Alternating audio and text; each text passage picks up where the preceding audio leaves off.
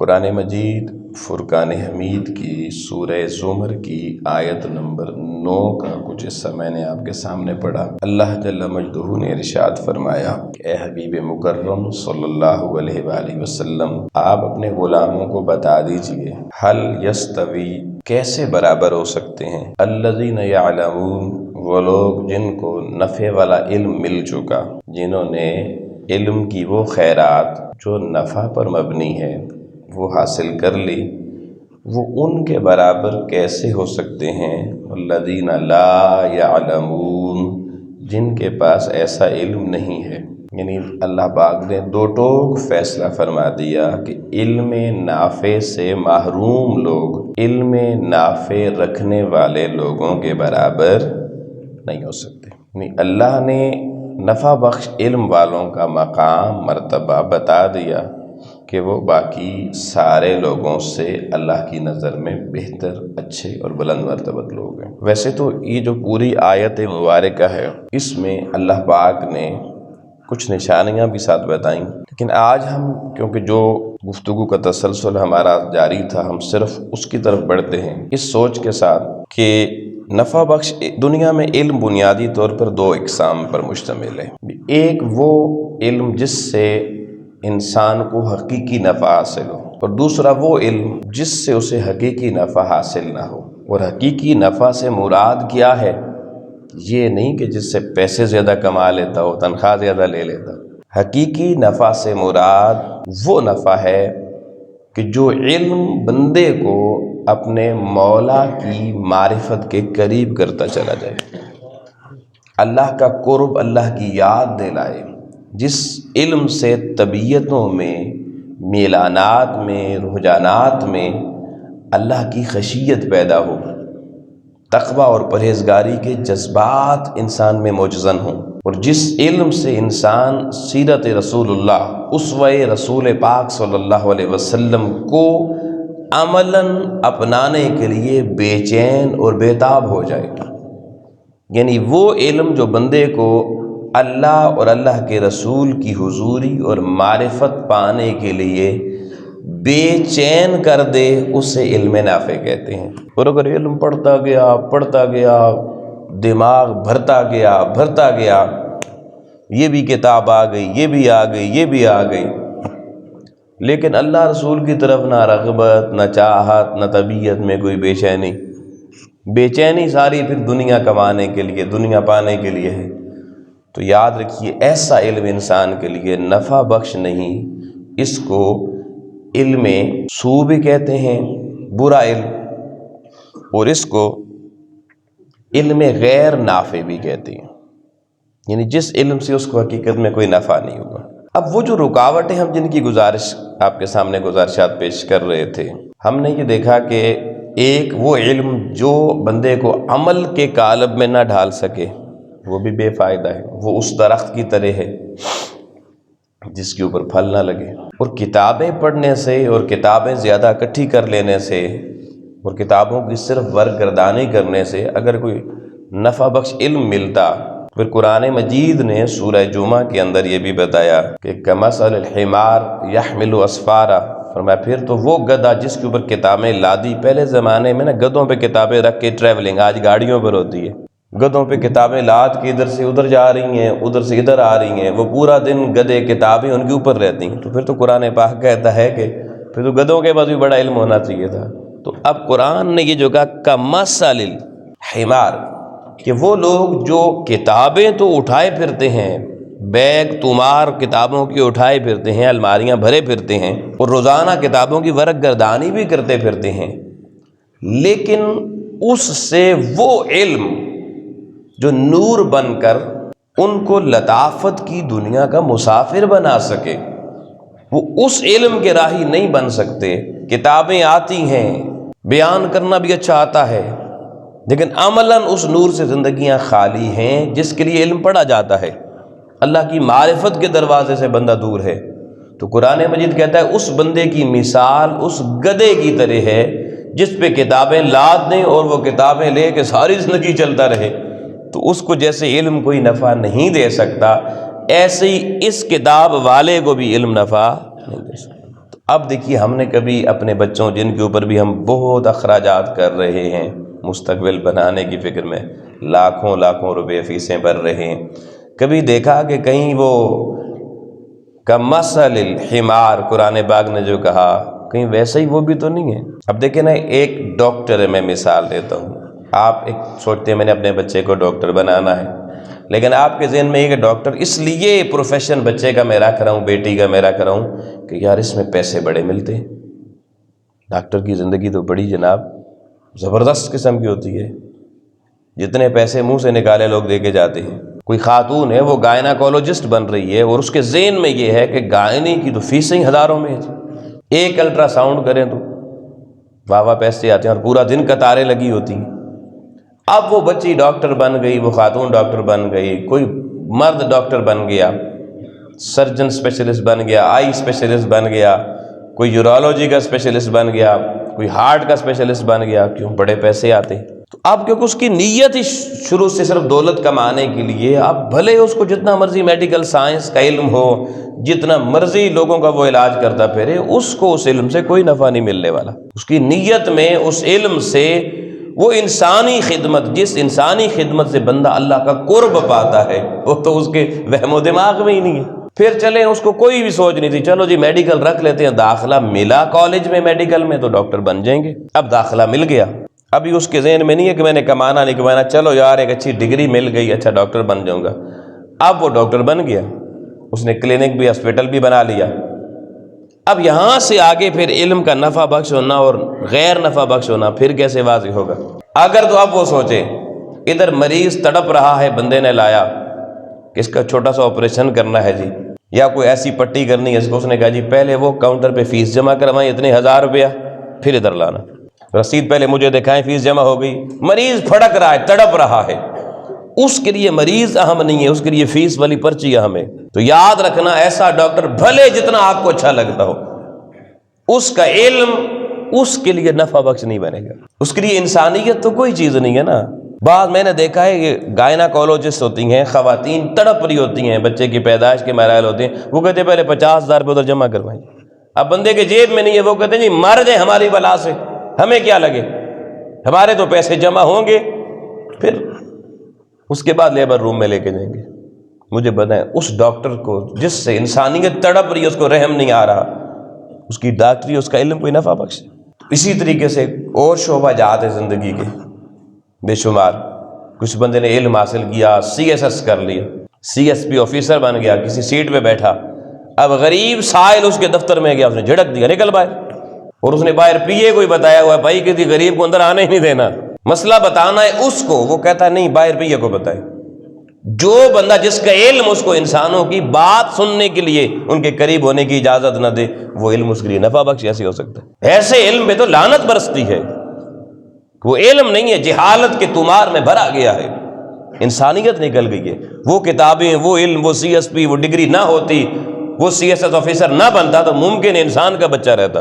تو جو علم آپ میں اور اللہ کے بندوں ضرورت مندوں کے درمیان رکاوٹ بن جائے، وہ علم نافع نہیں، علم غیر نافع ہوا کرتا ہے۔ وہ انفارمیشن علم نہیں ہوتی۔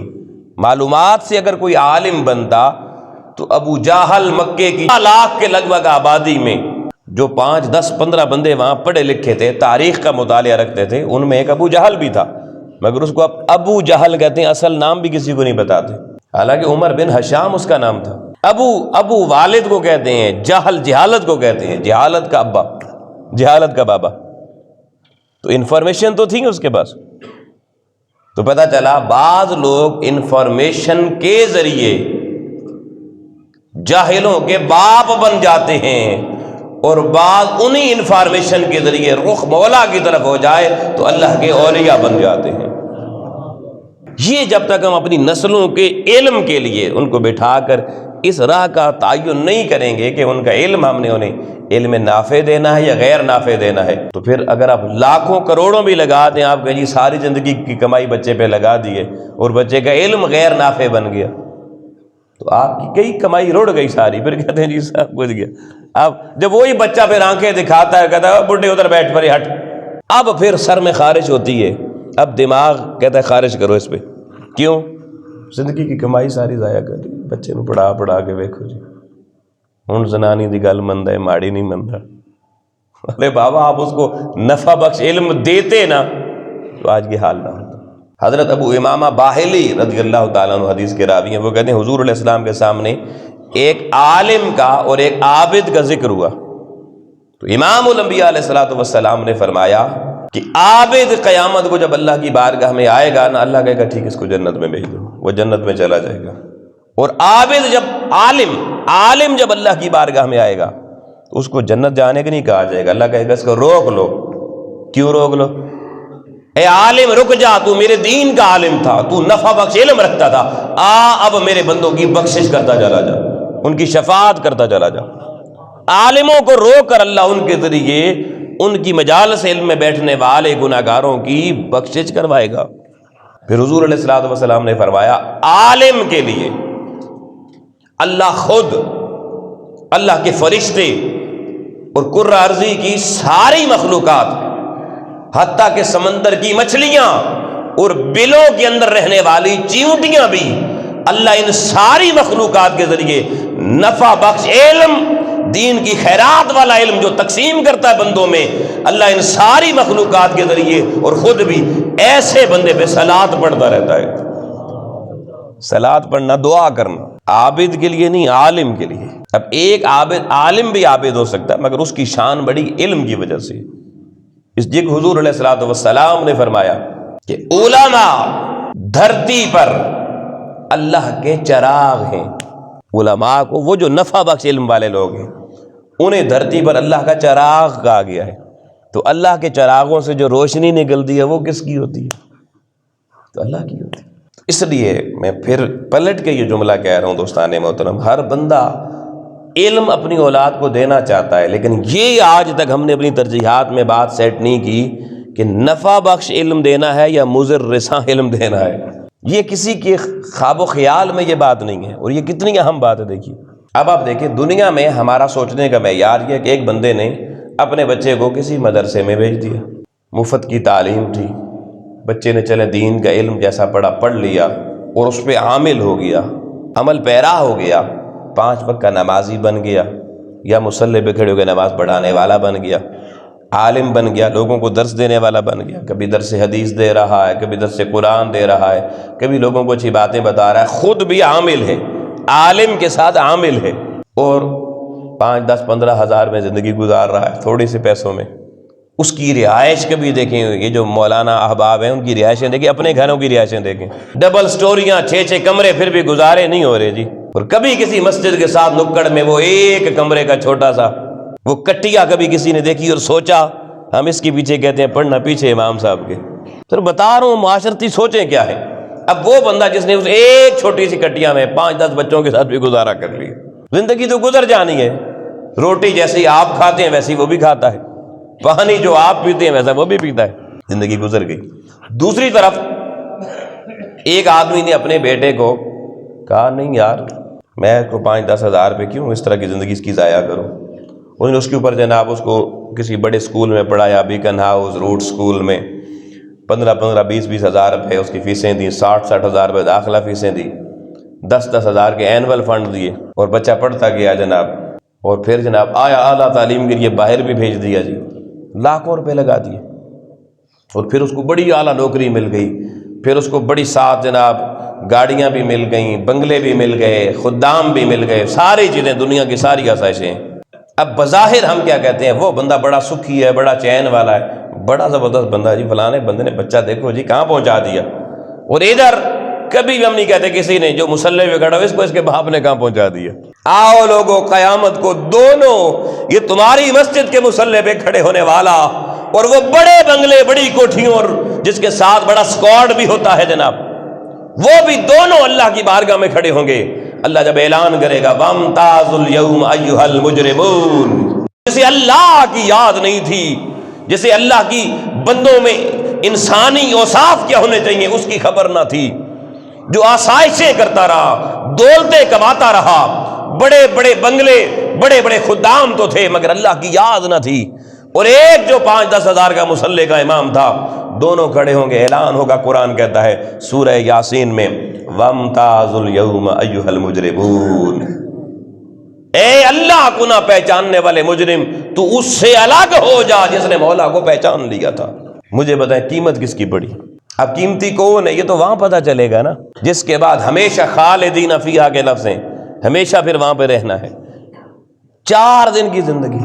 اس لیے دوستان محترم پھر پلٹ کے ترغیباً یہ کہوں گا کہ اپنی زندگی کی ترجیحات بدلیں۔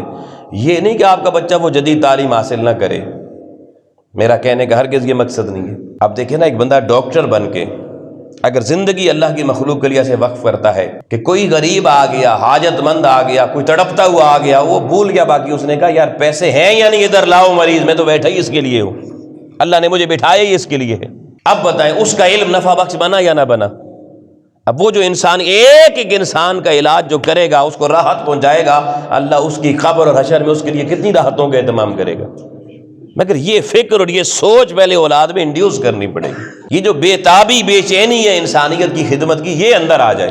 یہاں تو آپ کسی ایس ایچ او کے، کسی ڈی سی او کے، کسی ایس پی کے، کسی جناب چھوٹے موٹے آفیسر کے دفتر میں بھی چلے جائیں نا، تو جو بندہ ذرا گاڑی سے اترے گا، ویسٹ کوٹ اچھی سی لگائی ہوئی ہوگی جناب، 2-4 پیچھے مشٹنڈے ساتھ ہوں گے، تو وہ آفیسر صاحب بھی کھڑے ہو کے کہیں گے حضرت اندر تشریف لے آئیں جناب، بیٹھیں، آپ کی کیا خدمت کروں جناب، چائے لے آؤ بھائی۔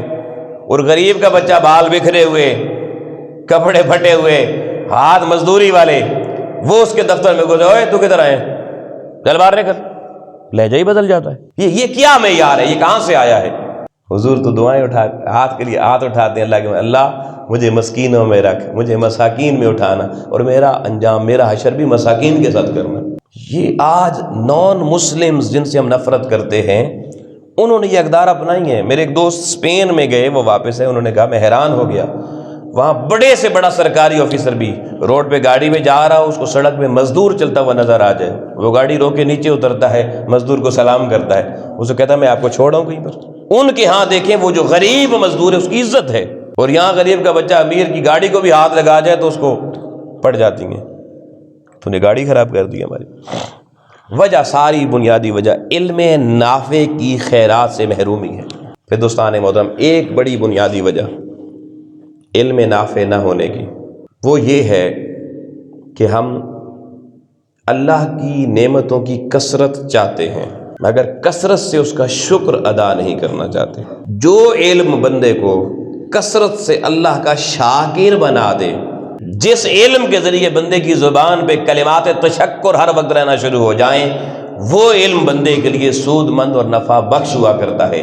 اور جو علم اس کو اس شکر کی کثیر دولت سے محروم کر دے، پیسے سے سب کچھ مل جاتا ہے جی، کیا شکر ادا کرنا، وہ علم اس کے لیے غیر نافع بن جاتا ہے۔ اب یہاں کچھ باتیں بڑی امپورٹنٹ ہیں۔ ہمارا جو عمومی تصور ہے اس معاملے میں بھی بڑا غلط ہے۔ ہم سائیکل پہ جا رہے ہو نا، تو سامنے کوئی موٹر سائیکل کو گاڑی پہ گزرے تو ہم کہتے ہیں اللہ نے بھی دیکھو جی سائیکل دے رکھے، کسانوں بھی گڈی شڈی دے ہوئے، ایک دم اللہ سے شکوہ شروع۔ یعنی کہ سائیکل پر ہونا ہم اللہ کی نعمت نہیں سمجھتے۔ ہم ایسے کوٹھی دیکھتے ہیں 2-3 منزلہ کسی گھر، اور کھڑے ہوتے ہیں کہ ضائع کر چھوڑیے، شکوہ ایک دم اللہ کی زندگی ضائع کر دیجیے اپنے گھر کا تصور سامنے لا کر۔ یعنی ہمارے نزدیک نعمتیں ہیں بڑی کوٹھی، بڑی گاڑی، بڑی ریل پیل، یہ ہمارے نزدیک نعمتیں ہیں، ہم باقی چیزوں کو نعمتیں نہیں سمجھتے۔ آؤ لوگوں اس تصور کو درست کر لو۔ اللہ کی سب سے بڑی نعمت یہ کہ اللہ نے تمہیں دولت ایمان دی ہے۔ بولیے جی اس ایمان کی دولت کا کچھ ثانی ہے؟ نیو یارک کے 50 منزلہ محل میں رہنے والا، اور آپ کے کمال آباد کی کسی گلی کے نکڑ میں نالے کے کنارے کٹیا میں رہنے والا، مگر اللہ کی یاد میں رہنے والا، ایمان کی دولت والا، بتائیں اس 50 منزلہ محل میں رہنے والے سے بہتر ہے یا نہیں؟ وہ بڑی نعمت رکھتا ہے یا نہیں رکھتا؟ پھر صحت کی دولت، صحت کو ہم نعمت سمجھتے نہیں زندگی میں۔ وہ مزدور مزدوری جو روزانہ کر رہا ہے، کیوں کر رہا ہے؟ صحت ہے تو کر رہا ہے نا۔ اور کبھی کوئی سال میں ایک دفعہ نزلہ زکام ہو جائے، ڈاکٹر بھی اس کے پاس جاتا ہے جو 100 روپے کی دوائی دے دے، اور وہ جس پر اس کو بڑا دیکھ کر وہ سمجھ رہا ہے میری ضائع ہو گئی ہے، اس کا حالت دیکھ کے اس کو رات کو نیند نہیں آتی، پلز کھانے پڑتے ہیں۔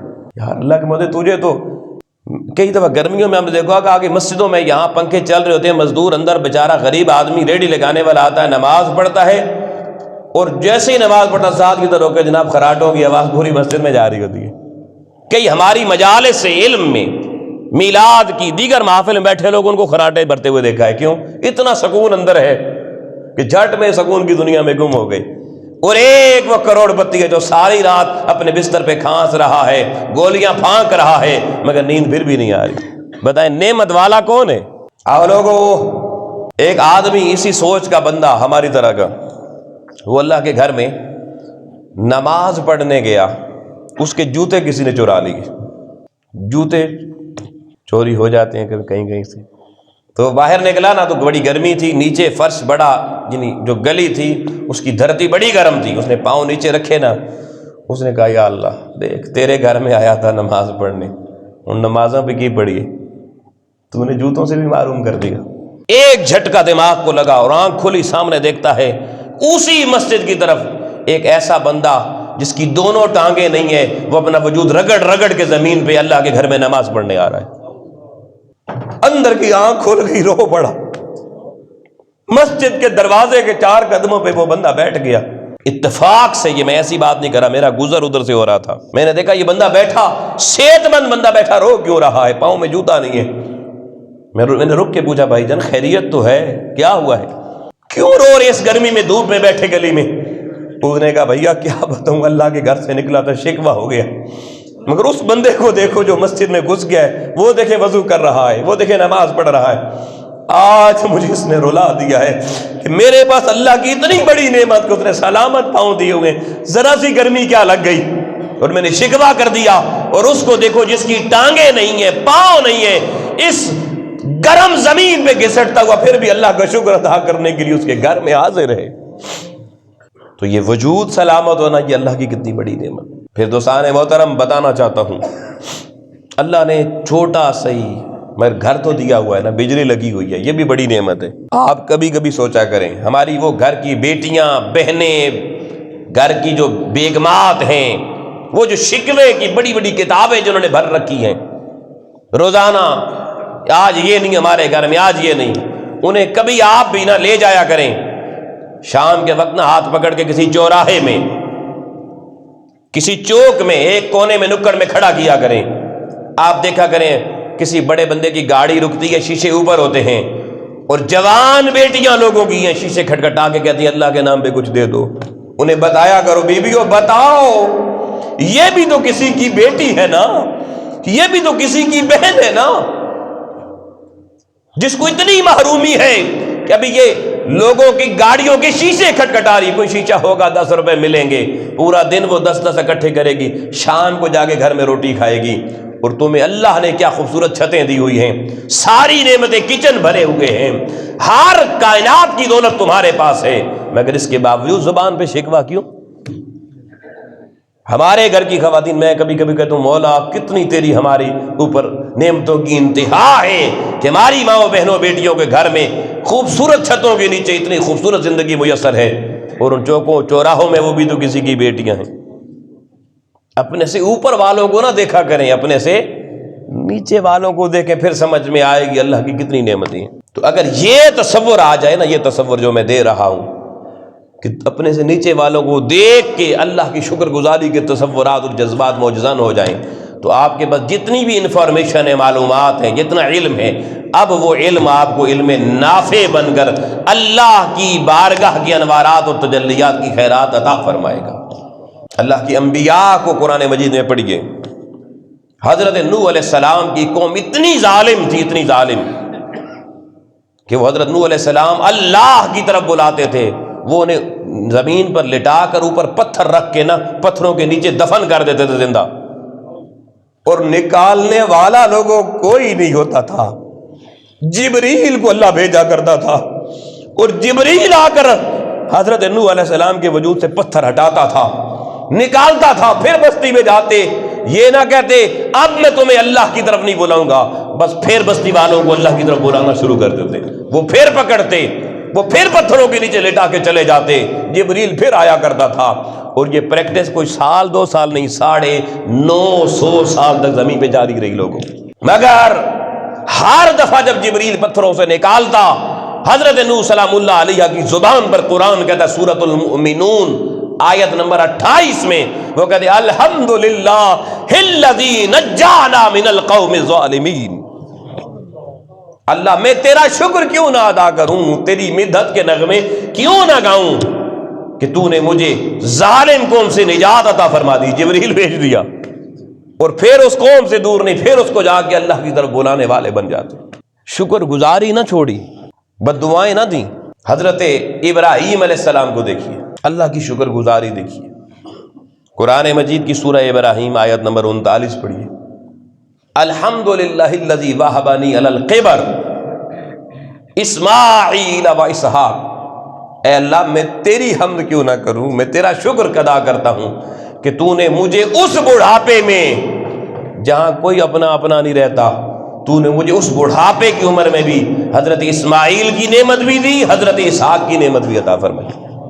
اور ہمارے گھروں میں کتنے بچے، ہم نے کب شکر ادا کیا اللہ کا؟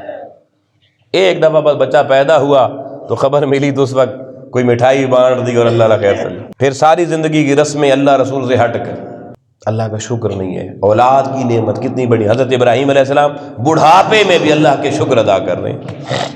حضرت سلیمان علیہ السلام، حضرت داؤد علیہ السلام، انہیں اللہ نے کچھ ایسی نعمتیں دی تھی جو ہر ایک کو نہیں ملتی. دیکھیں نا، حضرت سلیمان علیہ السلام ہوا سے باتیں کرتے، ہوا کو احکامات دیتے، ہوائیں مسخر تھیں آپ پر. حضرت داؤد علیہ السلام لوہا مسخر تھا، بغیر کسی ویلڈنگ کے پلانٹ کے ہاتھ سے لوہا جدھر پکڑ کے گھماتے گھوم جاتا، جدھر ڈھالتے ڈھل جاتا، جو بنانا چاہتے بن جاتا. یہ کمالات تھے. مگر یہ نہیں کہ کہیں ہم اسی بڑے استاد ہیں جی، ہمارے یہاں تو کسی کو ذرا سی کوئی چیز آئی ہوگا میں بڑا استاد ہوں جی. انہوں نے یہ نہیں کہا ہم استاد ہیں. انہوں نے کیا کہا؟ اللہ پاک قرآن مجید میں بتا رہا ہے، وہ اللہ کی بارگاہ میں دامن بچھا کے کہتے ہیں الحمدللہ الذی. اے اللہ تیرا شکر ادا کرتے ہیں، تیری حمد بیان کرتے ہیں. کس پہ؟ کہ فضلنا علی کثیر من عبادہ المؤمنین. تو نے اپنے بہت سے مومن بندوں میں ہمیں فضیلت عطا فرمائی ہیں. اگر فضیلت ملی تو یہ اپنی طرف منسوب نہیں کیا میں بڑا استاد ہوں، کہا نہیں، یہ اس رب کا شکر ہے جو عطا کرنے والا ہے. کمال اسی رب کا ہے. ہمیں کوئی کمال مل جائے تو ہم اپنا کمال کبھی اس کی طرف نہیں منسوب کرتے، کبھی اپنی محنت کو سامنے لائیں گے. ہم نے تو محنت ہی اتنی کی ہے جی، وہ جی بڑا چنگا مکان بڑا ہے نا، بس جی محنت کی تھی نا جی. تو قرآن مجید نے انبیاء کا طریقہ بتایا کہ وہ ہر نعمت جو اللہ کی ملتی تھی اس کو اپنی ذات کی طرف منسوب نہیں، اپنے مولا کی طرف منسوب کر کے اس کا شکر ادا کیا کرتے تھے. اور دوستان محترم، پانچویں بات علم نافع کے لیے جو بڑی ضروری ہے، جو بندہ قبریں دیکھے، جنازے پڑھے، میتیں اٹھائے، ایصال ثواب کی مجلسوں میں بیٹھے، مگر پھر بھی جس کو آخرت کی یاد نہ آئے، پھر بھی جس کو اپنی موت یاد نہ آئے، پھر بھی دنیا کی ہوا و حرص کا پجاری رہے، لوگوں اس بدبخت کے بعد جتنا بھی علم ہے وہ علم غیر نافع تو ہو سکتا ہے، علم نافع نہیں ہو سکتا. حضرت امام حسن بصری رحمۃ اللہ علیہ فرماتے ہیں کہ جس جوان نے اپنے باپ کا جنازہ پڑھا، اپنے باپ کی میت کو کندھا دیا اور باپ کو دفن کر کے لوٹا، مگر اس کی اندر کی دنیا نہ بدلی، وہ اپنی آخرت اور موت کی طرف راغب نہ ہوا، فرماتے ہیں وہ سن لے یہی وہ جوان ہے جس کے دل پر اللہ نے مورے اور تالے لگا دیے. فرماتے ہیں کہ اللہ جس بندے کو اس کے باپ کی میت دکھائے، جنازے کے لیے جائے، میت اٹھائے، دفن کرے، مگر پھر بھی دل نہ پگھلے، پھر بھی قبر کی تیاری اس کی زندگی میں نہ آئے، فرماتے ہیں اس کے دل پر اللہ نے مہر لگا رکھی ہے. لوگوں دیکھو کس کس کے دل پہ یار مہریں لگی ہوئی ہیں. اگر یہ مہر لگا ہوا دل لے کے دنیا سے چلے گئے تو خسارے کے علاوہ کچھ نہیں ملے گا. حضرت آدم علیہ السلام اللہ کے پہلے بندے، مگر آپ دیکھیے وہ زمین پر آتے ہیں اور زمین پر آ کر انہوں نے جو انسانیت کو پہلا درس دیا وہ کیا ہے؟ ربنا ظلمنا انفسنا وَإِن لَّمْ تَغْفِرْ لَنَا وَتَرْحَمْنَا لَنَكُونَنَّ مِنَ الْخَاسِرِينَ. نبی معصوم عن الخطا ہے مگر انسانوں کا سب سے بڑا پہلا باپ ہی ان کو درس دے رہا ہے، وہ یار اگر میں معصوم الخطا ہو کر ہر وقت اس کی بارگاہ سے رحم کی اور مغفرت کی بھیک مانگ رہا ہوں، تم کیوں نہیں مانگتے؟ حضرت یونس علیہ السلام کی خیرات قرآن مجید بتا رہا ہے اس امت کے لیے، لا الہ الا انت سبحانک لا الہ الا انت۔ ہر وقت اس معبود برحق کا تصور دیکھیے کتنا پختہ ہے، لا الہ الا انت۔ اور پھر میں کون ہوں؟ تیری مدحت کرنے والا، تیری سبحانیت کے نغمے گانے والا، مگر یہ نہیں کہتے میں پیغمبر ہوں، میرا بڑا مقام ہے، انی کنت من الظالمین۔ وہ معصوم عن الخطا کے لوگوں اپنے آپ کا شمار اللہ کی بارگاہ میں ظالموں میں کر رہے ہیں، اور ہم پکے ظالم ہو کر پھر کیوں اپنے آپ کو نیک بخت گردان رہے ہیں؟ جس دن یہ تصور ہمارے اندر بھی آ گیا، پھر راتوں کو یہ نہیں کہ جی نیند 8 گھنٹے میں پوری نہیں ہوتی، پھر نیندیں 1 گھنٹے میں بھی پوری ہو جائیں گی۔ پھر تمہیں اصل چین لوگوں بیڈوں پہ نہیں مسلوں پہ ملے گا۔ پھر تمہیں سردیوں میں تمہارے وجود کو چین موٹے موٹے کمبل اوڑھنے سے نہیں، ٹھنڈے پانی سے وضو کرنے سے ملے گا۔ آؤ لوگوں، اپنی نسلوں کو علم نافع کی غیرات کی طرف لاؤ یار۔ کہاں کھو گئی ہے یہ امت؟ اللہ کی یاد میں رونے والی آنکھیں کہاں چلی گئی؟ اللہ کی یاد میں تڑپنے پھڑکنے والے دل لوگوں کہاں چلے گئے؟ مسجدیں بلا رہی ہے، آؤ اللہ کے کلام کو سننے کے لیے آیا کرو، اللہ کی بارگاہ میں جھکنے کے لیے آیا کرو۔ ہمارے پاس وقت ہی نہیں ہے یار، کب تک یہ غفلت رہے گی؟ آؤ دوستان محترم، اللہ کی بارگاہ میں دعا کرتے ہیں، مالک و مولا ہم سے بڑی غلطیاں ہو گئی، ہم بہت بڑے ظالم بن گئے، بدبختی کے سائے ہم نے بہت زیادہ اپنے اوپر مسلط کر لیے۔ اے اللہ ہمیں علم نافع کی خیرات عطا فرما۔ علم کا ایک بھی جملہ اگر آپ کو پتہ ہے تو اس کو اپنی زندگی میں عمل میں ڈالیں، اور جب علم عمل میں ڈلتا ہے، عمل آپ کے اندر پھر بے چینی پیدا کرتا ہے۔ کس چیز کی؟ آؤ دنیا کے بازار میں کم جاؤ یار، اس کے بازار میں جاؤ، پھر مولا کے بازار تجارت کے دروازے کھلتے چلے جاتے ہیں، اور جتنے اللہ کے بازار تجارت کے دروازے میرے جوان بھائی بزرگ کھلتے چلے جاتے ہیں، پھر کیا ہوتا ہے؟ پھر اللہ کے لوح و قلم کا دروازہ جب بندے کے دل لوگوں اتنا صاف شفاف ہو جاتا ہے، آئینے کی طرح چمک اٹھتا ہے، تو اللہ اس بندے مومن کے دل کے سامنے اپنے لوح محفوظ کا دروازہ کھول دیتا ہے۔ پھر علم کی خیرات لوح محفوظ کی ہوتی ہے، اس کی تجلیات انعکاس کی صورت میں بندے مومن کے دل میں پڑتی ہے، دل جگمگاتے بھی ہیں اور نفع والی خیرات بانٹتے بھی پھرتے ہیں۔ اس علم نافع کی طرف آئیں جہاں اللہ کی لوح محفوظ کے علم کا دروازہ کھلے، وہاں سے تجلیات ربانی نکلیں، تجلیات علم نوری نکلیں، بندہ مومن کے صاف دل سے ٹکرا کے جب ریفلیکشن انعکاس ہوگا، پھر وہ سکون، وہ سرور اور وہ مولا کے اس بازار تجارت کی خوشبوئیں آئیں گی، پھر تمہارے وجود کے اندر علم کی خیرات کا وہ نفع ملے گا جو دنیا میں رہتے ہوئے بھی بندے کو مولا کے ساتھ واصل کر دے گا۔ آؤ اللہ کی بارگاہ میں دعا، مولا اپنے وصل کی خیرات کا یہ راستہ علم نافع کی صورت میں صحیح معنوں میں اختیار کرنے کی توفیق عطا فرما۔ وآخر دعوانا الحمدللہ۔